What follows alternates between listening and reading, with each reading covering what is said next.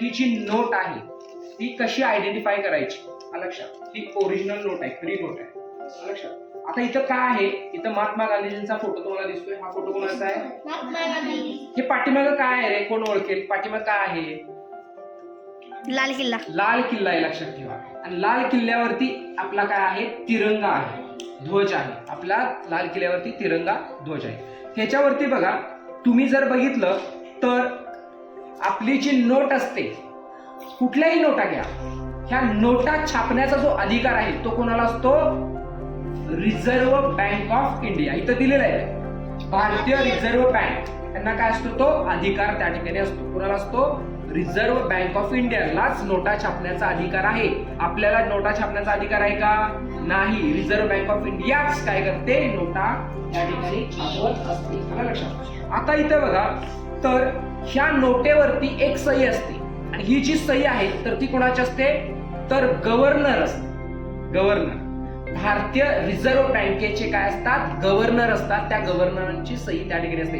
इथं जर तुम्ही झूम करून बघितला तर बघा, इथं गव्हर्नर यांची सही त्या ठिकाणी तुम्हाला पाहायला मिळते. आणि बघा, ही जी नोट आहे तर ही नोट त्यावेळी कधी आहे? बघा, ही कधीची नोट आहे? कधी मॅन्युफॅक्चर केलेलं आहे? इथं 2024 या 2024 ला ही छापलेली आहे. आणि 2024 ला गव्हर्नर कोण होते ते जर तुम्हाला बघायचं असेल तर इथं नाव आहे बघा, शक्तिकांत दास. कोण होते? गव्हर्नर शक्तिकांत दास गव्हर्नर होते. तिने ही नोट त्या ठिकाणी दिली आहे. नोटीच्या पाठीमागं जो आपला लाल किल्ला आहे, त्या लाल किल्ल्याच्या साईडला तुम्हाला काय दिसतंय? वेगवेगळ्या भाषेमध्ये, भारत हा विविधतेने नटलेला देश आहे. प्रत्येक राज्याची स्वतःची मातृभाषा आहे. महाराष्ट्राची मातृभाषा कुठली बाळांनो? मराठी. मराठी, बरोबर आहे. त्याचबरोबर कर्नाटकची कुठली आहे? कन्नड आहे. आला लक्षात. गुजरातची गुजराती आहे. अशा वेगवेगळ्या लँग्वेज मध्ये इथं लिहिलेलं आहे. दिसतंय तुम्हाला? वेगवेगळ्या भाषेमध्ये ते 500 रुपये, 5 रुपये, 500 रुपये असं त्या ठिकाणी सगळ्या लँग्वेज मध्ये दिलेलं आहे. हे स्वच्छ भारत अभियान जे आहे, स्वच्छ भारत, ह्याचं त्याच्यामध्ये तो लोगो दिलेला आहे. त्याचबरोबर तुम्हाला इथं बघा, आंतरराष्ट्रीय अंक दिलेला आहे. त्याचबरोबर देवनागरी अंक सुद्धा आपल्याला त्या ठिकाणी तुम्हाला पाहायला मिळू शकतो. आणि सगळ्यात महत्वाचं, जे अंध व्यक्ती असतात, लक्षात ठेवा, जे अंध व्यक्तींना डोळ्यानं दिसणार आहे का ही नोट?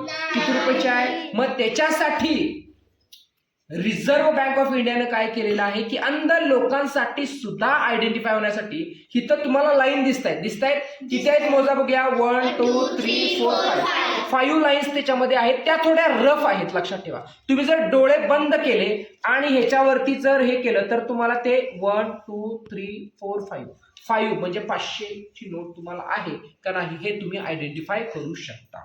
समजलं का? लक्षात आलं का? आणि ही नोटीमध्ये जर तुम्ही ह्याच्यावरती बघितला तर इथं तुम्हाला लाईट वरती बघितलं तर तिथं गांधीजींचा फोटो तुम्हाला व्हिजिबल म्हणजे दिसतो. आलं लक्षात? अशा पद्धतीने ही माहिती त्या ठिकाणी. इथं अशोक स्तंभ आहे आपला, सत्यमेव जयते अशोक स्तंभ त्याच्यामध्ये तुम्हाला पाहायला मिळतं. हा लाल किल्ला, अशा प्रकारे 500 ची नोट आहे.